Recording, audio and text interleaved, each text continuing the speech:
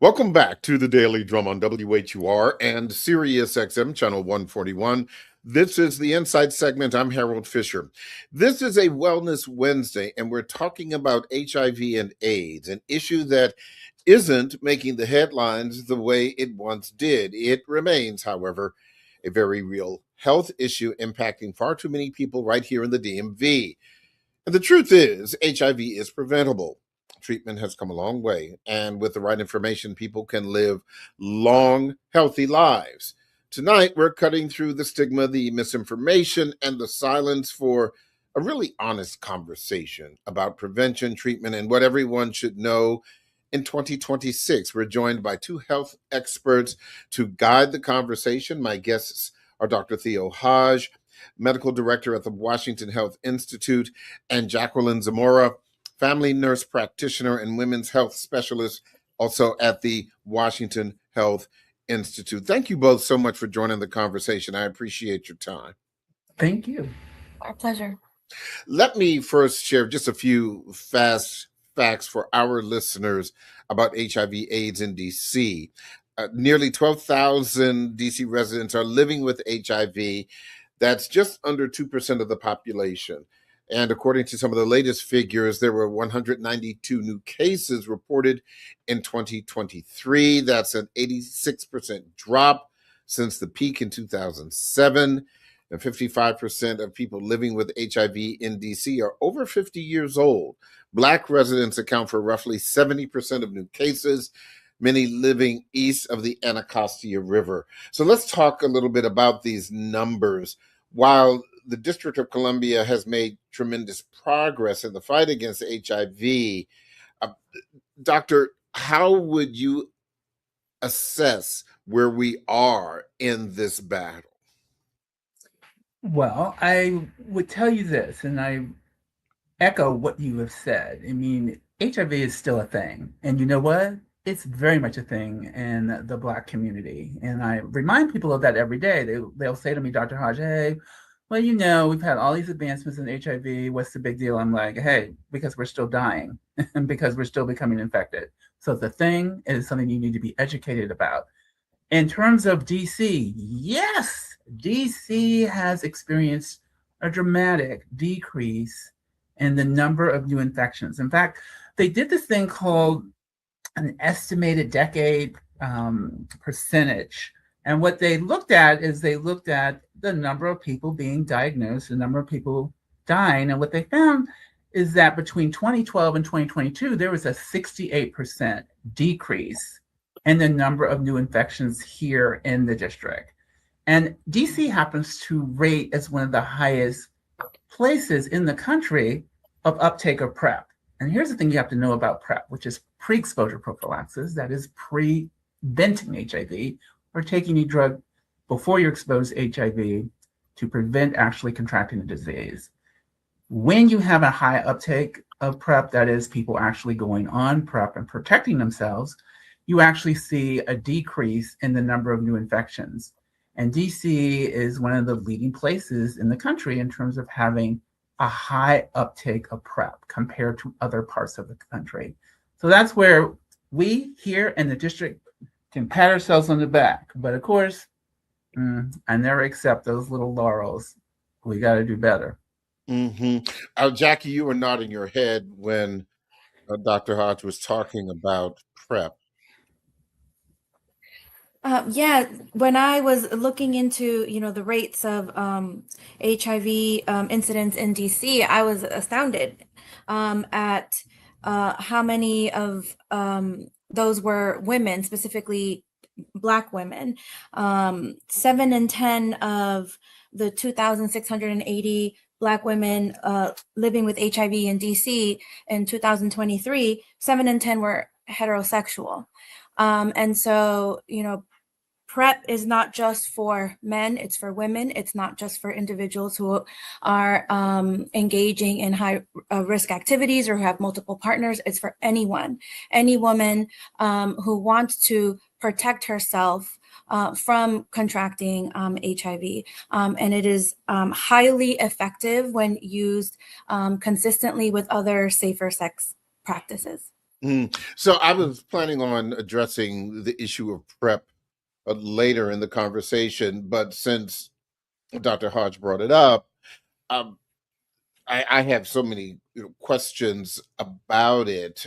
In I guess the simplest of terms, uh, is it oversimplifying it to say it is a almost like a medical condom? um, that might be oversimplifying it just a bit. Hmm. But let's go there, Harold. So when we talk about actually ending this epidemic among us here, particularly African American community, because I make it very clear to my patients, look, you have the power, you can do this. But you know what? Everything starts with a test. It starts with a test, starts with a test. Everything starts with a test. The CDC said back in 2006 that everybody, regardless of risk, should have an HIV test. So I have my 60-year-old African American women come in and they look at me and they go, hey, I am married to the dean of this university and my children are in Jack and Jill. And why would you think that I would need a test? And I would just smile sweetly at them and go, girl, you need to have the test. All right. Hmm. That's what the CDC has directed us to do, regardless of risk. Now, any further testing, okay, that should be based on risk, but everybody should have a test regardless of their risk. And that was in 2006 when the CDC said that. And at the time, the age range was 13 to 65. And of course, all my people over 65 would look at me and go, why do you think we don't have sex after 65? And I'm like, okay, then everybody should have a test. Now, once you have the test, then this is where it begins. For those who are positive, they need to go on medications. And again, we're talking about ending this epidemic. So if you were HIV positive and you go on medications and you're undetectable, meaning that your medicines completely halt the reproduction of the virus, then if you fall into the category known as U equals U, undetectable equals untransmissible, then even if the condom breaks, then you're not going to transmit the virus. Even if the condom breaks, you're not transmitting the virus. If you are undetectable, let me be clear, you have to be undetectable. So if you're positive and you're undetectable, you're not transmitting the virus. If you are HIV negative, then if you're at risk, and how do you find out if you're at risk? Well, for my healthcare providers, hey, how about you do a sexual history? And I know people look at me and go, hey, Dr. Hodge, I don't have time. I have to see 25 patients in 25 minutes. I'm like, there are many things you can do to make sure you get a sexual history out there. And the first question is, are you having sex? And if someone says yes, then who are you having sex with? And then you go on to say, okay, which parts of your body are you having sex with? Are you protecting yourself? Do you know what a condom is? This is taking a sexual history. I remind everybody, and I mean everybody, that your sexual health is a major part of your overall health. If your sexual health is not being addressed, then we're missing something, okay? So if you're at risk, you don't have HIV because that test came back negative, that's where PrEP comes in. That is where pre-exposure prophylaxis, that is where you are taking something to prevent yourself from contracting HIV. And there are multiple PrEP options because it used to be, back in 2012 when we had our first oral PrEP agent come in, that was FDA approved to be taken every day, a pill every day. Then in 2019 came the second pill to be taken every day. And that pill had less negative impact on kidneys and bones. And then in 2021, because my patients looked at me and go, why do you think I want to take a pill every day? I can barely take a vitamin. I'm like, okay. So in 2021, we had the first injectable come out. Again, options, people, all about options. So the injectable came out. That meant you don't have to take a pill every day. Don't have to do that. So you can't come up in my face and say, well, I can't take a pill every day. Well, now I can give you an injection every other month. So you don't have to take a pill and you can be protected from HIV. And patients were like, hey, well, you know what, doc? I love you, but I ain't trying to see you every other month. I have things to do. Mm-hmm. Mm-hmm. And then in June of last year came the injectable that we do every 6 months. So twice a year, you can show up and say, hey, how you doing, Dr. Hodge? Get your injectable and be on your way. And as Miss Jackie said, and Jackie, I wholeheartedly agree. My African American females always look at me and go, "Why are you in my face about HIV?" And I'm like, "Girl, who do you think most of the women are that are HIV positive in this country? African American, okay? African American. In 2022, of all the women diagnosed in the US, 50% were African American women. Hello.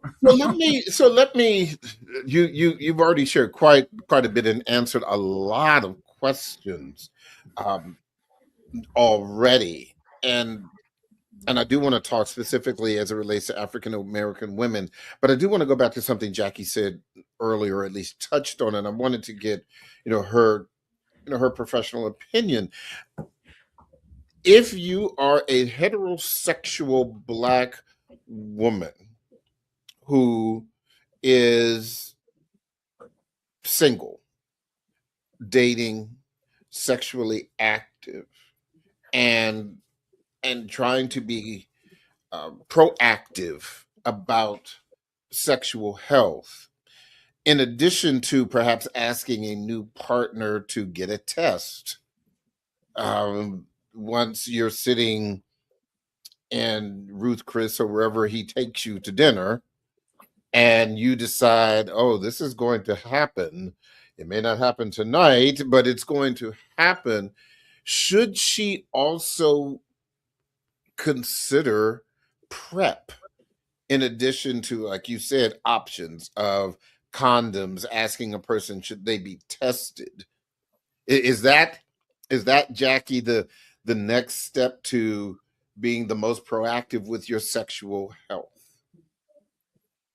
Absolutely. So this is a perfect scenario where a woman could take PrEP as a way to take control of her sexual health and her overall health, right? Because we can't control other people getting tested or using safer sex practices, right? But we can control what we do in terms of seeking PrEP so that if an encounter does occur and there is not room for negotiation or the ability to have safer sex, you at least can protect yourself from HIV infection.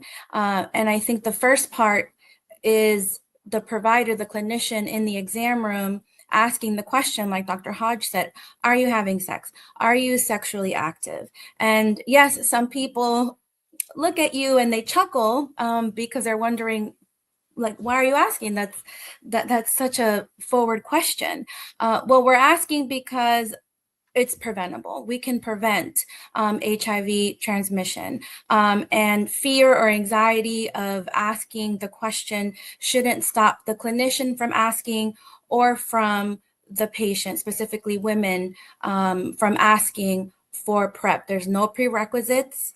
If you want it, you can get it. You should be able to get it. What kind of side effects are there from taking PrEP for men and women? Are they the same? What? So it depends on which option that we're talking about. The first option. Let's say the easiest one, the one, the 6-month option, the injection.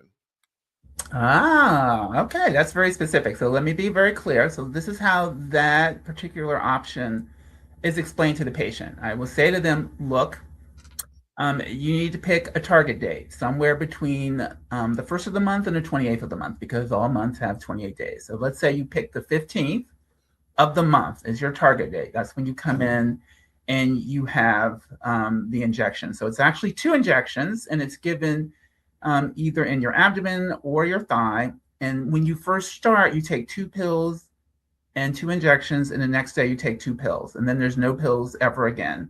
And then after that, it's every 6 months you get the 2 injections. In terms of side effects, what could happen at the site of the injections is you could develop sometimes a nodule, and that's your body's response to all of that medicine going in, and you can feel it. Sometimes you can actually see it. That's where the drug hangs out, and it kind of seeps out over the next 6 months. So you can feel or sometimes see a nodule. And that's one of the things that I'm very clear with my patients, because when you don't tell them that and they come in with a nodule, they're shaking their hands at me going, how could you do this? How could you not tell me? The other thing that I remind people is Dr. at the Hodge, time. hold on, if I may interrupt you, because I do have to take a Please quick do. break. Please do not forget your point. This is fascinating and it's also Mhm. important information. I am going to take a break, but don't forget you can hear this in every edition of the Daily Drum Insight segment via podcast on WHUR.com. The original Quiet Storm with Raheem Devon is next on WHUR-FM. This conversation continues on Sirius XM channel 141 in just a few seconds. Welcome back to the Daily Drum on Sirius XM channel 141. I'm Harold Fisher. We're continuing our conversation about HIV and AIDS in 2026. My guests are Dr. Theo Hodge, medical director at the Washington Health Institute, and Jacqueline Zamora, family nurse practitioner and women's health specialist at the Washington Health Institute. Before the break, we were talking with Dr. Hodge about some of the possible side effects of PrEP, the injection that one has every 6 months for that option. Dr. Hodge, please continue. Oh, no problem. I remind people when they receive that injection, sometimes there can be some pain. There are things we do to mitigate that, such as ice. I give ice 10 minutes before and 10 minutes after, and that seemingly mitigates the discomfort. In terms of, well, you said I have to be there every 6 months. You do have some leeway. I said if you picked your target date as the 15th, again, you have 2 weeks before and 2 weeks after to get your injection in. So in terms of what the patient may feel, there may be some nodules, there could be some pain at the time that you do it. And sometimes, and you would have to be aware of, there are some drug interactions that can happen with the every 6 month drug. So that means that the healthcare provider that is actually administering the every 6 month PrEP agent needs to know every single solitary drug that you're taking so they can consider whether or not we would need to be concerned about a drug interaction. Mm-hmm. Which is kind of SOP, just as if you were going to your doctor for any other kind of medication. So yeah, I guess I was wondering, was there headache, nausea, I don't know, runny nose, any of those other kinds of side effects outside of, because again, as you said, other than perhaps the nodule, yeah, pain at the site of the injection site, yeah, you get pain with a flu shot. Yep. You get pain with uh a COVID shot. You and But I was thinking, were there any other bigger concerns regarding side effects? So let me tell you, let me be very clear. This is not this is not the same as pain from a flu shot. So if you look at the data, the biggest Mm-hmm. side effect is the injection site reaction or the pain. And the pain, I mean, it can be real pain. So this is not the same as a flu Okay, well, and that's vaccine. good to know.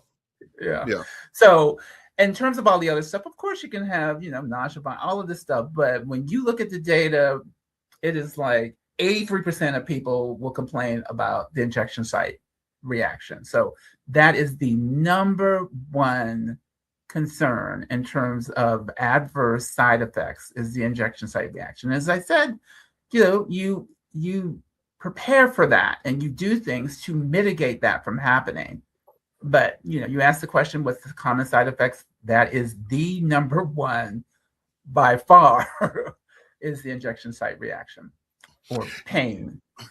You said earlier in this conversation that people are still dying, although I was under the impression that HIV is no longer necessarily a death sentence. Certainly, you would differentiate between being HIV positive and having full blown AIDS.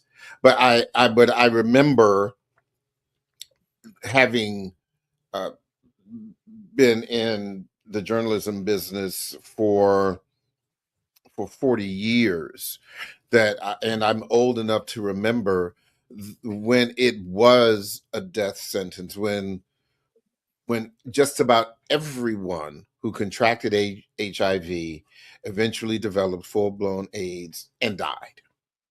And this was certainly back in the 80s.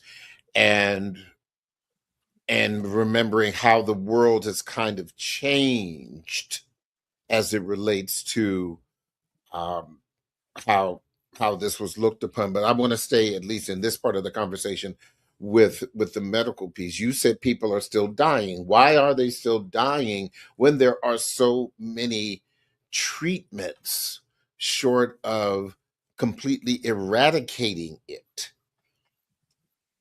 I mean, let's think about this. Particularly in the African American community, stigma, stigma. Did I say stigma? Stigma. I mean, HIV still carries this. Oh my God, did you say you were HIV positive? And if you have that association, then are you going to really know that you're HIV positive? Of course, we're here in 2026, where I expect anyone living with HIV to live just as long as anybody else, as long as they do what they need to do. And I tell my patients that all the time.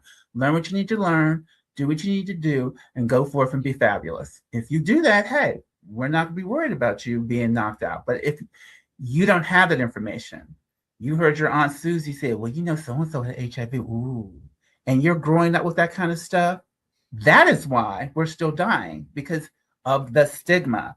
And there are other things, such as lack of access to healthcare and distrust. I mean, I can't tell you how often I've come across my African-American patients who've had horrible experiences in the healthcare setting, where people have looked down at them and said things to them, or even people coming and asking about PrEP. I've had people walk in and tell me, look, I asked my African-American healthcare provider for PrEP, and they looked at me and said, what? Why you need that? I mean, it's just absolutely amazing that we would have that here in 2026. We're supposed to be gathering together to uplift the community and in no way demean or marginalize them for asking a question about their health care. So, and then there's the usual stuff, racism, socioeconomic. I mean, you know, all these structural obstacles to people obtaining care. They all contribute to continued infection and even death. And when we talk about death, you're right, it has gone down. I'm not trying to say, hey, it hasn't gone down. But in terms of African Americans, still in 2022, the age-adjusted death rate was like 5.9 for every 100,000 African Americans that had HIV were dying, as opposed to 0.6 for every 100,000 of Caucasians who had HIV or AIDS. Huge difference. People are still dying, yes. And I've just given you some of the reasons as to why that's still occurring. It's something we still got to work on. It is something that Miss Jackie and I are very much dedicated to, dispelling stigma, getting out there and making sure our patients are aware that we are here to uplift them, getting those sexual histories, finding out who's at risk. And if they're at risk, you best believe we're going to talk to them about options for, or if they're positive, then we talk about, hey, let's talk about treatment and how you can go forth and live, and how your having HIV is no way going to impede your fabulosity. Jackie, I'm sure that you have had consultations with a lot of Black women about this. And over the past year or so, what kind of conversations have you had with them that have surprised you? Well, I would say that I'm surprised at how many people don't know about PrEP or don't ask for it. At the number of individuals who are diagnosed with a treatable sexually transmitted infection and are surprised because many times there are no symptoms, including HIV. You know, you could have no symptoms or have a very mild syndrome, you know, when you are first infected. And so it can go undetected for quite a long time. I'm surprised at the number of people who don't think it can happen to them, and educating the patient on safer sex practices, on that when we ask the questions, it's not because we're passing a judgment, it's not because we think that what you're doing is wrong, is because you can protect yourself, and we want to help you in protecting yourself against not just the more common STDs that we hear about, but also HIV. Mm. Do you believe, Jackie, that they are asking for new partners for those who are single, for tests to go have a test done, or is that still something that is not being discussed? I can't say for sure. If that conversation is happening in private, though I can tell you that I have plenty of patients who come in to just get routine testing. Mm-hmm. So that to me says this person is taking control.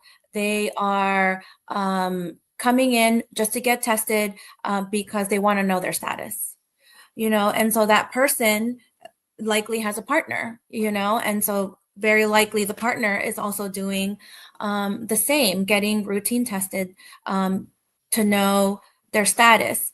But even if the conversation is not happening, whether you're not comfortable or don't know how to broach the subject, or you're in a relationship where you have no negotiating power, this is where PrEP would absolutely be helpful in giving you that control. What do you mean in a relationship where you have no negotiating power? I mean, Well, I mean, I'm thinking even in heterosexual relationships, it's always my understanding that women hold the keys to the kingdom. So, am I wrong? Am I wrong about that?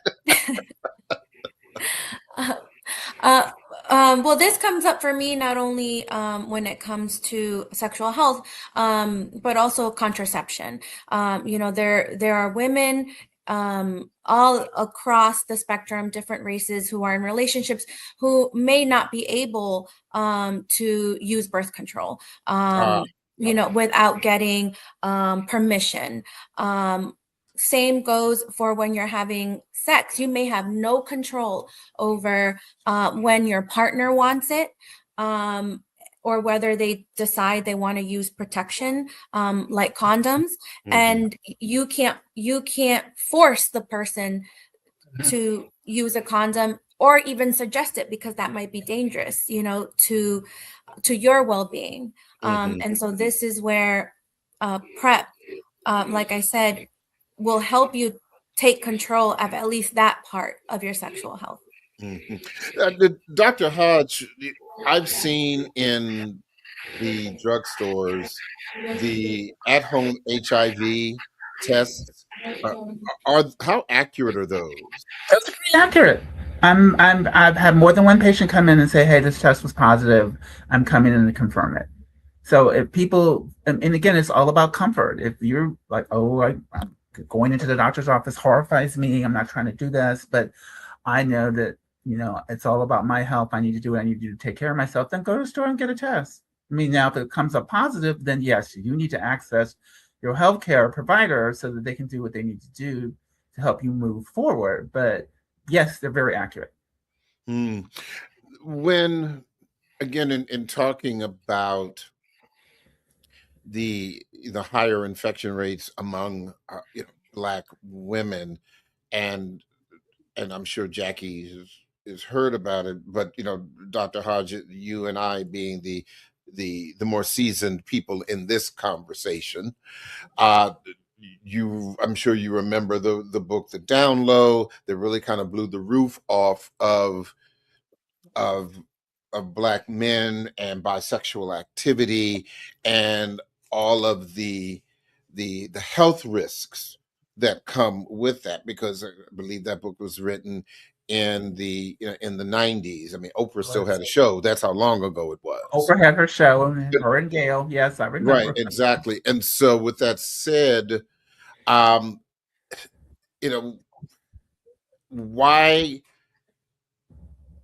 is it that kind of activity still in 2026 with black men that is leading to these numbers of HIV infection in heterosexual black women?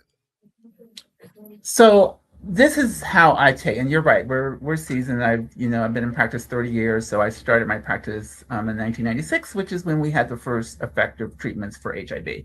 And I remember that whole show Oprah did talking about down low men. Of course, I kind of giggled to myself because that was nothing new to me. I knew exactly what was going on, happened for years, but it was seemingly to the rest of the country. So And let me say, as a heterosexual man, it was very new to me, and I would yeah. think that for for for straight men who um, had were not bi-curious, Mhm. for straight women who had no association that they knew of with people in the LGBTQ community, whether they were closeted. Yes, it was a surprise. It wasn't a surprise. It was a shock. It was a what? And again, from my standpoint Yeah, as a black gay male, I was like, I knew right. who I was seeing out of the clubs. I knew who, that they were married. You would see these people. But be that as it may, it was a very important thing to educate the rest of the country that, hey, this exists and you need to go get tested. So for me, that was like, I'm glad you did it because now more people may be inclined to go out and get a test.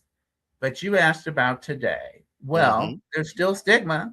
There's still, the African American community. We grew up in the church, with the pastor saying, "You're gay, you're going to bust hell wide open." I'm sorry, I didn't mean to use the word, but that's exactly what you're hearing from the pulpit. And then when you grow up with that, do you really think people are going to be running down the street saying, "Hey, this is my lifestyle and I'm proud of it"? Now, I would say today's youth are much more likely to say that. They're much more likely than the people of our age group. But having said that, I do think it's less likely to happen because I do think being gay has, at least in DC, is more acceptable. But that depends on where you're coming from. So you still have these issues with people dealing with, who they are, and in doing so, they may not be completely honest with themselves and enter into relationships that are going to put them and their partner at risk because they haven't dealt with their sexuality. So if you're asking, hey, does this happen today? Like you were finding out back in the days of Oprah and Gail talking about the down low, yes. But I really think with this younger generation, to a far lesser um, amount of time than back in the 90s, just because the whole thing about sexuality has become more open and people are more accepting of that in some places. Yep. So you mentioned children, and to the point that you were just discussing, it's one thing if you are a legal adult and you decide to show up at the Washington Health Institute looking for Jackie and saying, Jackie, I need help. But as we know, sexuality and a much more open society in some ways, and even if you debate whether it is or is not open, there's a whole lot more information out there that is available at your fingertips with a phone than the fact that you may have to go to a library back in the old days.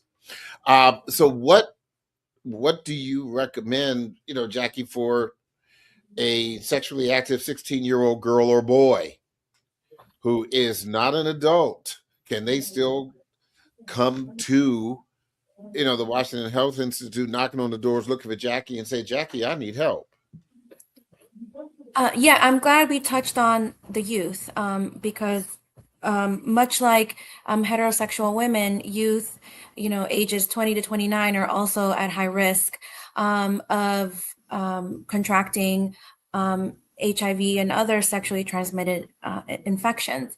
And so PrEP is not just for adults. It is approved for use in teenagers.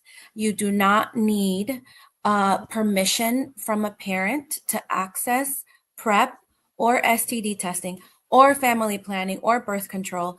There are laws that protect you, your privacy, and that allow clinicians to see minors, teenagers, adolescents who are seeking STD testing and PrEP.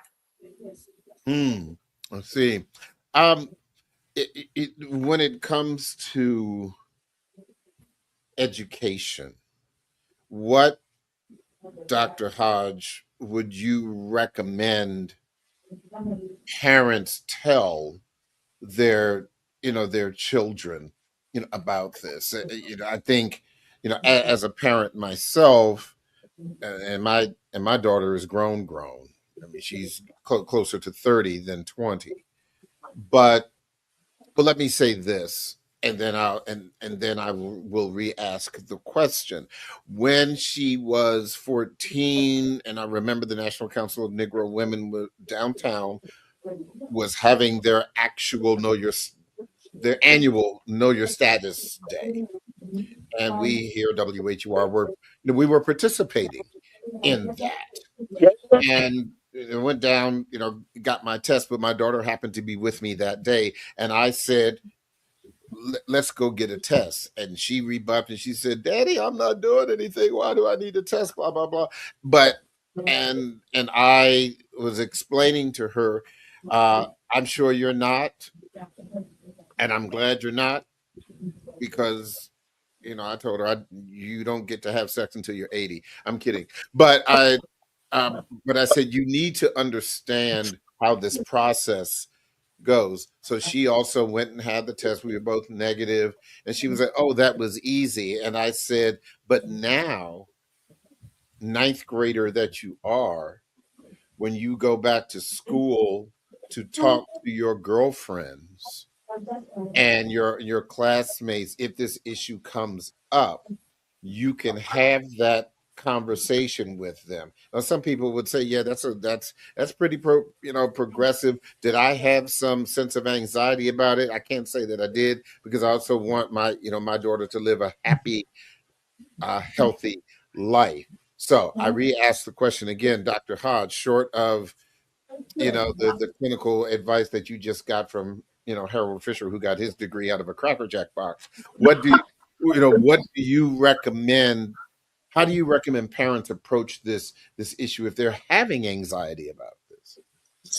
Well, I mean, again, because from my viewpoint, your sexual health is a major part of your overall health. And in terms of addressing that and the anxieties that come with that, because I can, certainly see how am I going to talk to my child about this? Well, the whole thing is you want your child to have the best, and you want to have nothing in your heart but for the best for your child. So that means having some frank conversations, and sex is a conversation that you need to have. And in terms of, let's talk about sex and how do you protect yourself? I mean, what's a condom? I mean, my cousin, who love her dearly, when her child turned 16, she had her and 5 of her best friends sit down with me and have a class about sex. And she left the room. She said, hey, you can ask him anything. He's going to talk to you about sex. I need you to know. So I sat there and demonstrated how to put a condom on a sex toy so that people understood, hey, this is what a condom is. This is how you protect yourself. And we talked about other things at that. So, it's a matter of sitting down and say, hey, I know you are not doing anything, but I need you to know. And I think that says to your child, I know this is kind of icky to talk about it, but you know what? Daddy's kind of cool. He's having a discussion with me about these things. Yes. So, Go ahead, please. No, and when it comes to HIV, again, it is all about education. I have to even in 2026, I have to remind people, how is HIV transmitted? Because you still out there in the community will hear, well, I heard you can kiss somebody and give them HIV. So you sit down and say, hey, let's talk about, the sexually transmitted infections. And there, we have the bacterial ones. And in my office, and I will say, my patients have named them all female names. So there's Miss Phyllis, that's syphilis. There's Midia, that's chlamydia. And Rhea, that's gonorrhea. So we talk about those things and how you can end up getting them and what you can do to protect yourself. And then specifically with HIV, we talk about the fluids of transmission. No, you cannot kiss somebody and give them HIV. No, you can't cry on somebody and give them HIV. No, you can't sweat on somebody and give them HIV. So you talk about the bodily fluids. You talk about vaginal fluids. Hey, yes, you can get that. If you're sharing fluids and vaginal fluids have HIV in it, hey, that can transmit it. Blood can transmit it. Breast milk can transmit it. Anal fluids can transmit it. All right. These are things that people need to know in terms of how do you get HIV. And when you dispel those myths, people are much more comfortable. Oh, I can kiss my boyfriend. He's not going to give me HIV. Or if you can imagine talking to a young mother who has a baby and the mother happens to be HIV positive and the baby is negative, she needs to know that she can kiss her baby and not give the baby HIV. So these sorts of things are so important in terms of dispelling the myths and stigma surrounding HIV education. It's all about education. And yes, when you're talking about a parent and their child, that can be the most empowering discussion that you ever have. Yeah. I only have a minute or so left, but I wanted to give Jackie the last question. Jackie, considering your work in women's health, what would you say is the biggest takeaway for women when it comes to owning their own health care and HIV prevention? I would say don't be afraid to ask, to be screened. Don't be afraid to ask for PrEP. HIV is highly preventable. Clinicians like myself and Dr. Hodge, are here to answer all the questions you may have, even if you don't know where to start. Come see us and we can help you on that journey. I want to thank both of you for your insight and your, honestly, your flat-footed and plain-spoken way of addressing this, because I think people really need to pay attention and realize that these are still very real health issues. So Jackie Zamora, Dr. Theo Hodge Jr., thank you so much. I really appreciate your time. Thank you, Harold. Sure thing. That is the Daily Drum for this Wednesday, February 11th. I'm Harold Fisher.